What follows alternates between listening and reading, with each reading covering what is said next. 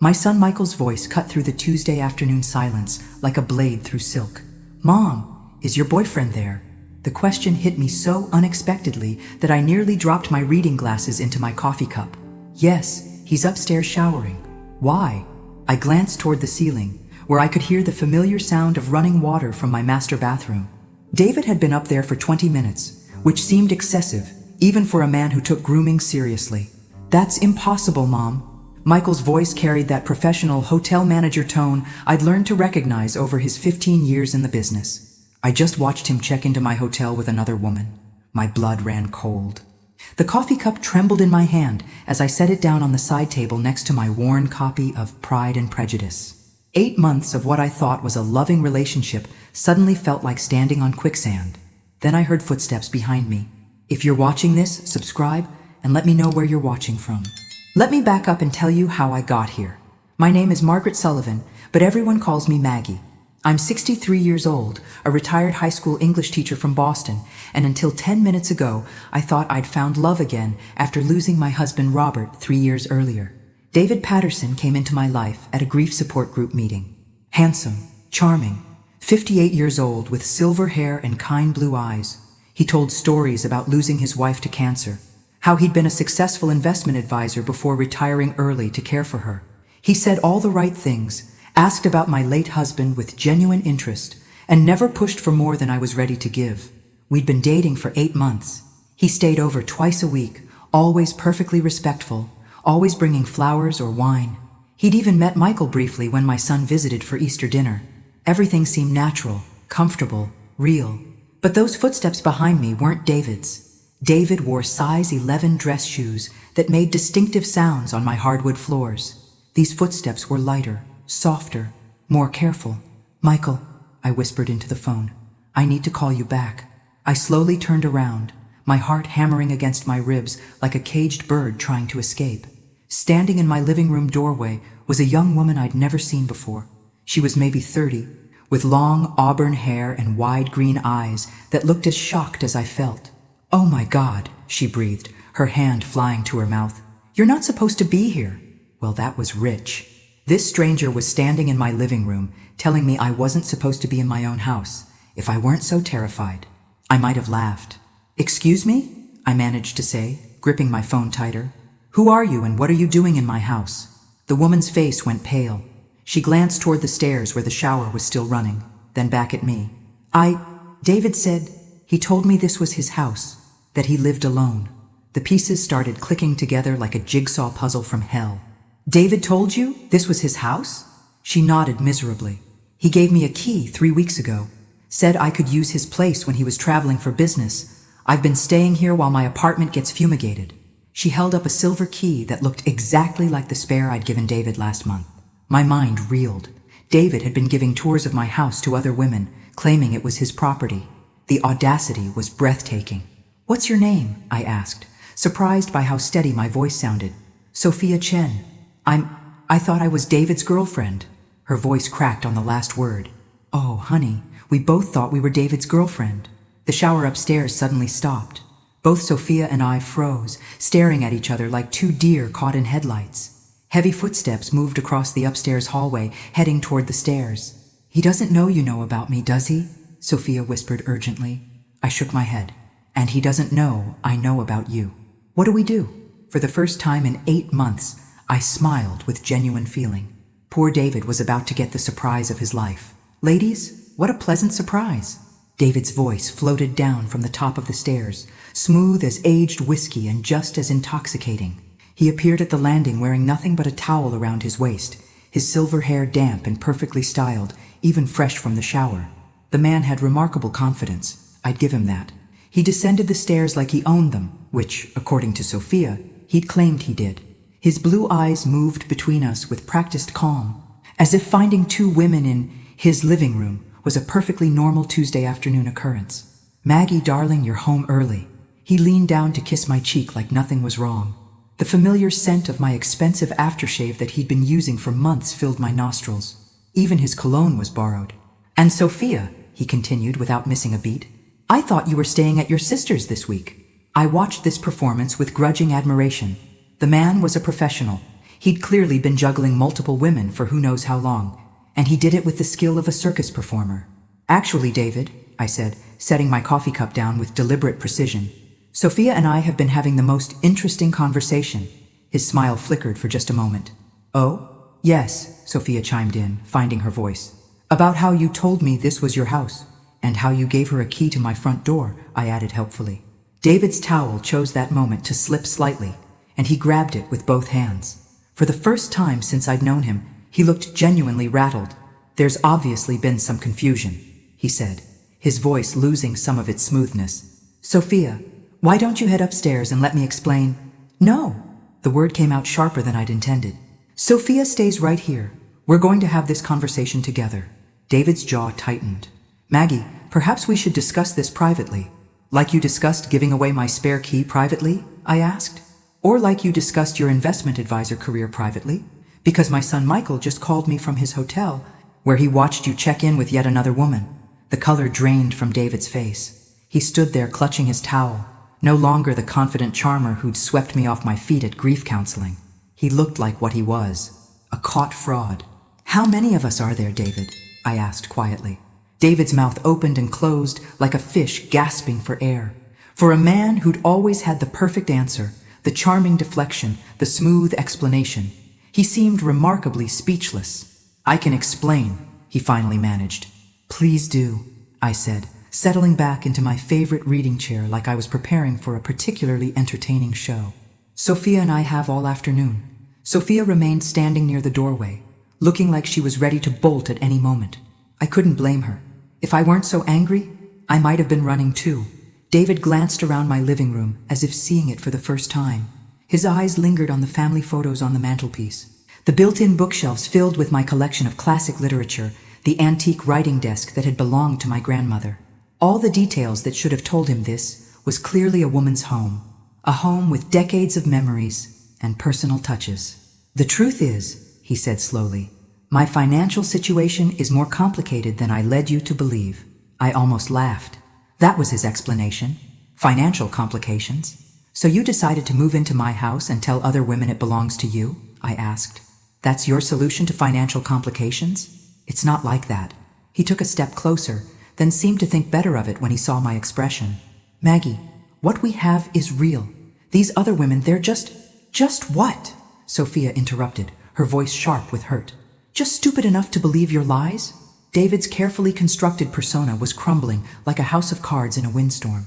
The silver-haired gentleman who'd held my hand through grief counseling, who'd listened to my stories about Robert with such apparent compassion, was revealing himself to be nothing more than a skilled manipulator. How long have you been doing this? I asked. The grief support groups, the widowed women, the borrowed homes and fake identities? His silence was answer enough. I reached for my phone. I think it's time to call the police. Wait, David's voice cracked with desperation. Please, just give me a chance to explain. There are things you don't understand about my situation. Then start explaining, I said, my finger hovering over the emergency number. And David? This better be good. David sank onto my grandmother's antique settee like a man who'd been carrying a tremendous weight for far too long. The towel slipped again, and this time he didn't bother to adjust it properly. All his smooth confidence had evaporated, leaving behind someone who looked older, more tired, and infinitely more human. My name isn't David Patterson, he began, his voice barely above a whisper. Sophia made a small sound of disbelief. I just nodded, because somehow I'd already suspected as much. It's Daniel Morrison, and I'm not a retired investment advisor. He ran his hands through his damp hair. I'm a caregiver, or was, until 6 months ago. A caregiver? I asked. My mother had Alzheimer's. Severe, late stage. I'd been taking care of her for 12 years, ever since my father died.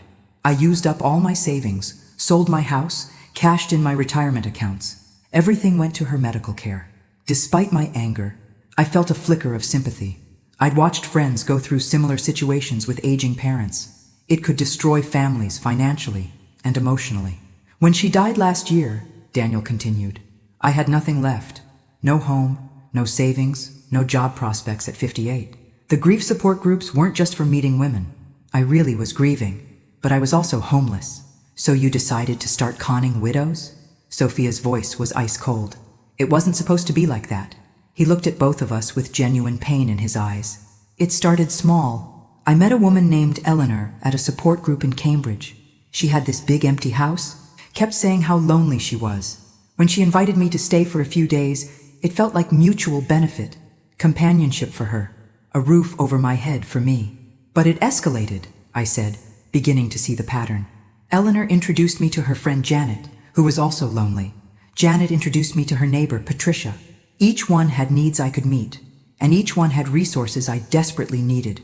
I never meant for it to become what it became. I studied his face, looking for signs of deception. But for the first time since I'd known him, Daniel, seemed to be telling the truth. How many women? I asked quietly. He closed his eyes. Currently? 7. 7 lonely widows who thought they'd found love again, who'd opened their homes and hearts to this man. 7 women like me, getting ready for what they hoped was their second chance at happiness. What about the hotel? Sophia asked. Who were you with there? Rebecca Martinez. She lives in Newton. Today was supposed to be our special getaway weekend. His laugh was bitter and self-deprecating. I've become quite the juggler. My phone rang, startling all 3 of us. Michael's name flashed on the screen. I should take this, I said, holding up my phone. Michael had a right to know what was happening, especially since his call had started this whole revelation. Mom? Michael's voice was tight with concern. Are you okay? You hung up so quickly. I'm fine, sweetheart. Better than fine, actually. Your call may have saved me from making a terrible mistake. I glanced at Daniel, who was listening to every word. The man I've been dating isn't who he claimed to be. Is he still there? Do you need me to come over? He's here, along with another woman he's been deceiving. We're having what you might call a group therapy session. Michael's protective instincts kicked in immediately. Mom, get out of there. Out. Come to the hotel right now. Actually, I think I'm safer with witnesses present. I looked at Sophia, who nodded grimly. Besides, I want to hear the rest of his story. There's more? Oh, honey, there's so much more. I put the call on speaker. Michael, meet Daniel Morrison, also known as David Patterson. Daniel, this is my son Michael, who manages the Marriott downtown. Daniel raised his hand in a weak wave, apparently finding nothing absurd about introducing himself to my son, while wearing only a towel in my living room. Sir, Michael's voice came through the speaker with professional authority. I'm going to need you to leave my mother's property immediately. Actually, I interrupted, I think Daniel should stay and finish explaining exactly how this operation of his works, because I have a feeling there's more to this story than grief and homelessness. Daniel's face went pale again. Maggie, I've told you everything. Have you? I stood up and walked to my writing desk, pulling out a manila folder I'd been keeping there for weeks. Because I've been doing a little research of my own. I'd started investigating after finding some inconsistencies in his stories about his supposed investment background. A retired English teacher has excellent research skills, and something about David's tales had never quite added up. 3 weeks ago, I hired a private investigator, I announced, enjoying the shocked expressions on both their faces. Turns out, David Patterson has quite an interesting financial history. Daniel dropped his head into his hands. Oh God! According to my investigator, you've been accessing these women's bank accounts. Small amounts, carefully hidden, but definitely theft. I opened the folder, revealing bank statements and transaction records. 7 women, Daniel. You've stolen nearly $40,000 over the past 8 months. Sophia gasped. You're a criminal, and you picked the wrong English teacher to mess with, I added with a smile that had nothing gentle about it. Daniel looked up at me with something that might have been respect mixed with terror. What do you want? Justice, I said simply. But first, I want to meet the other women. To meet the why? All of them. By Thursday evening, I'd orchestrated what could only be described as the most awkward dinner party in Boston history. My dining room table, which usually hosted book club meetings and holiday dinners, now seated 7 women who'd all believed they were Daniel Morrison's one true love. Eleanor Whitman, 71, sat to my right, her silver hair perfectly styled despite the circumstances. She'd been Daniel's first mark, the widow from Cambridge who'd started this whole chain of deception. Across from her sat Janet Rodriguez, 65, clutching a tissue and looking like she wanted to disappear into her chair. I feel so stupid, Janet whispered for the 3rd time since arriving. We all feel stupid, Patricia Chen said sharply. At 59, she was the youngest of us and clearly the angriest. But feeling stupid doesn't help. Action helps. Sophia sat next to Patricia, having bonded with her over their shared experience of thinking they'd had keys to David's house. The remaining two women, Rebecca Martinez and Linda Thompson, sat quietly, still processing the revelation that their romantic getaways and intimate dinners had been part of an elaborate con. "Ladies," I said, standing at the head of my table like I was addressing a particularly challenging AP English class, "we have a problem. Daniel Morrison has systematically stolen from all of us, lied to all of us, and made fools of all of us. The question is, what are we going to do about it?" "Call the police," Rebecca said immediately. "Press charges. Send him to prison." "That's one option," I agreed.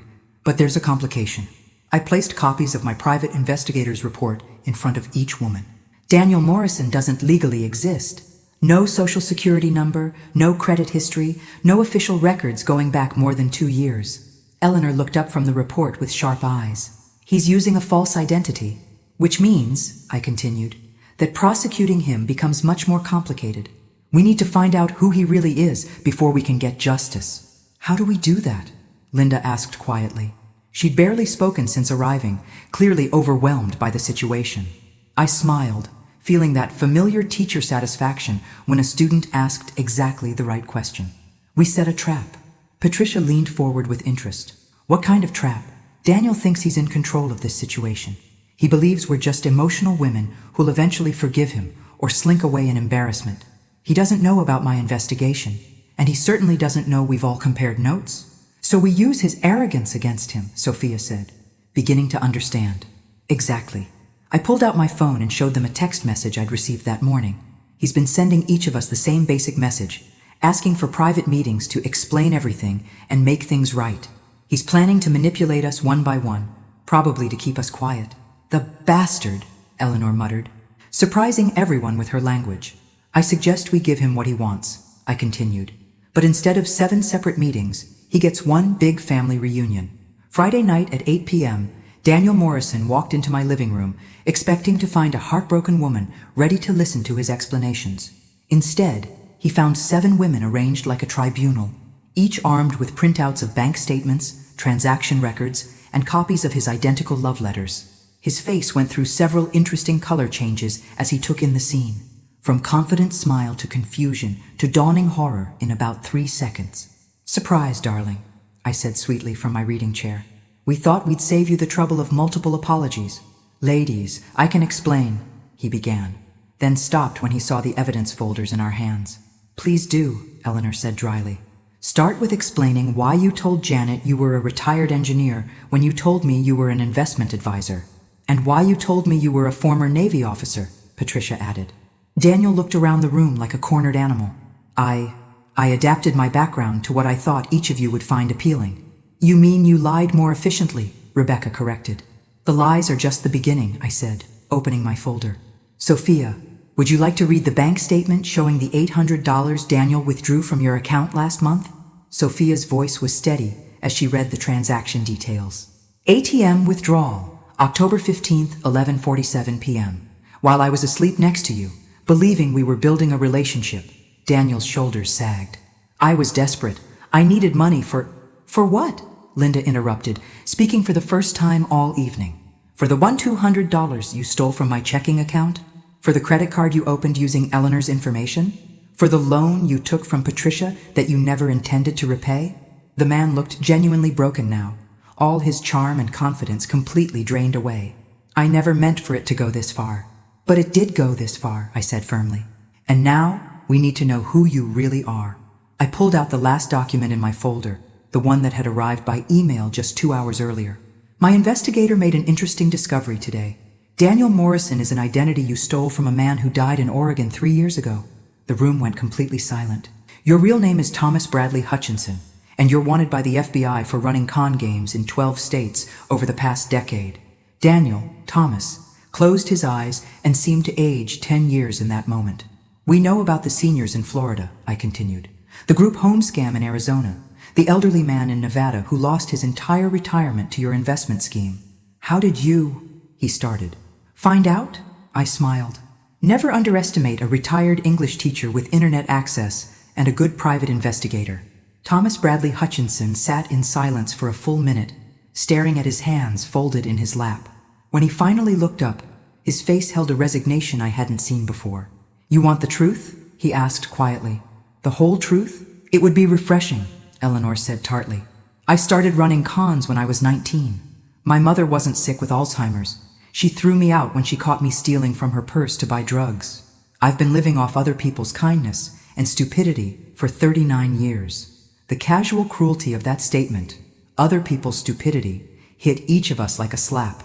Some of the women I've scammed," he continued, "they never recovered financially. There was a lady in Phoenix, Margaret Chen, 73 years old.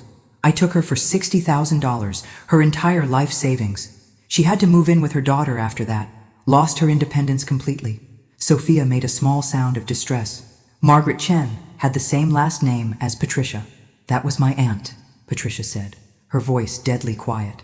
"Aunt Margaret died last year. My family always wondered what happened to her money." The temperature in the room seemed to drop 10 degrees. Thomas's face went white as he realized what he'd just revealed. "She was your aunt?" he whispered. "She was," Patricia said, standing slowly.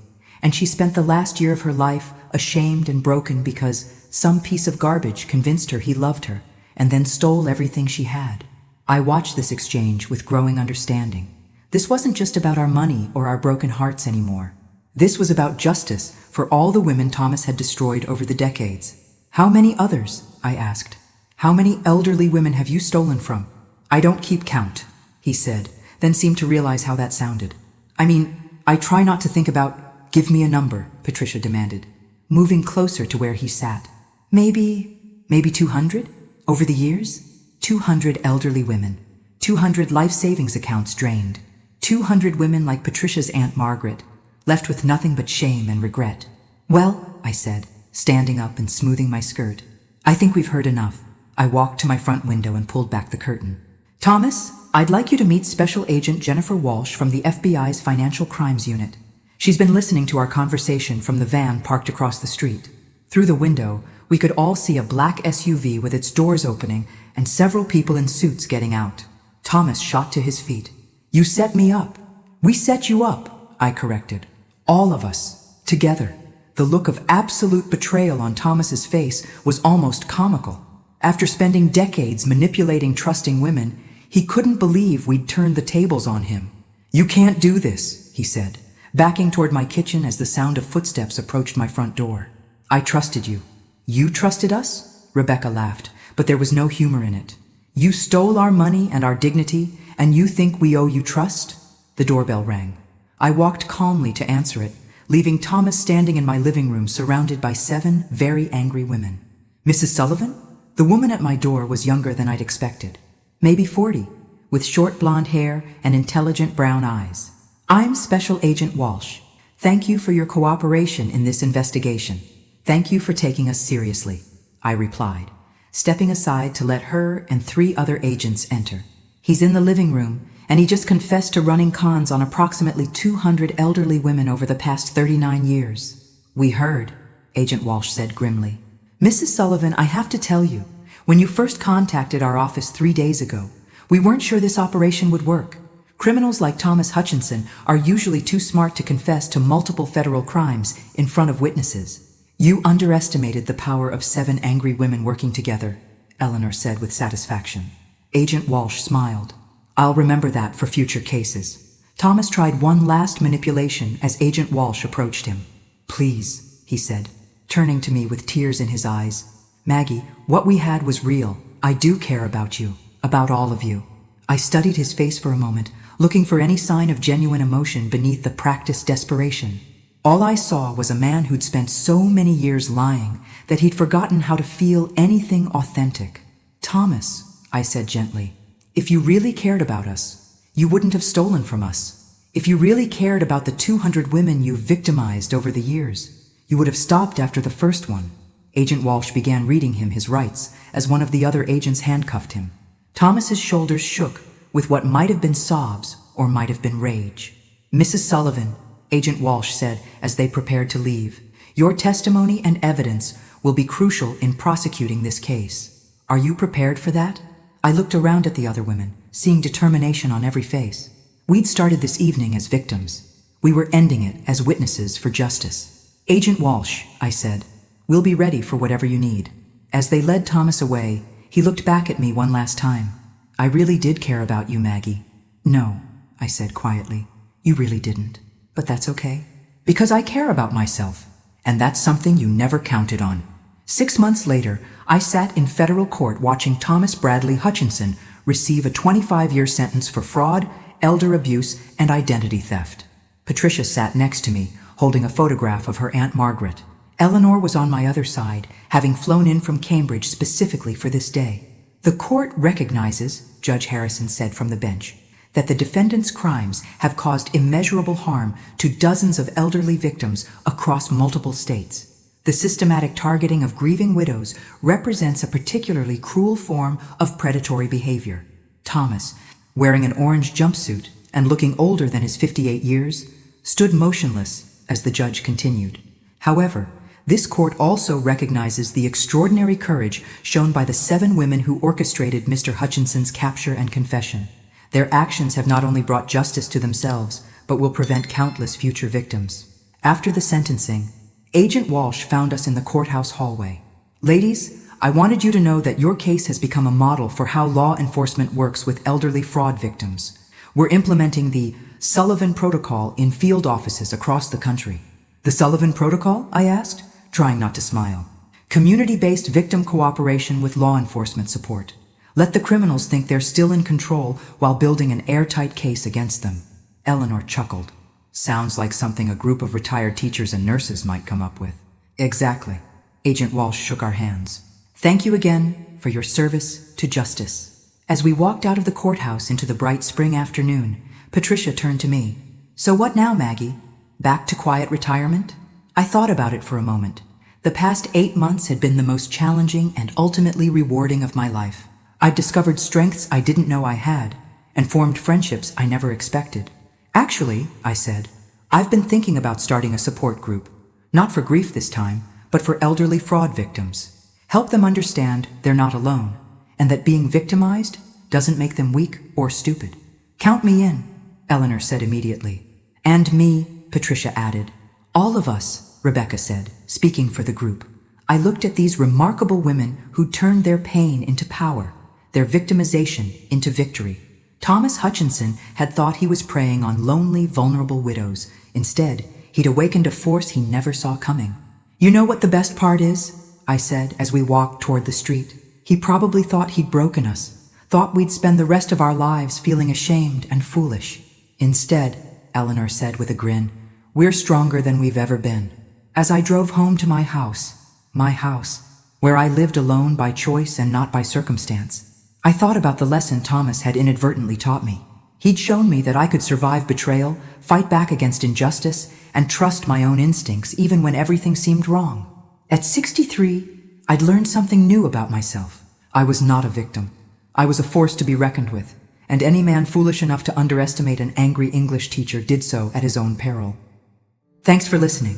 Don't forget to subscribe and feel free to share your story in the comments. Your voice matters.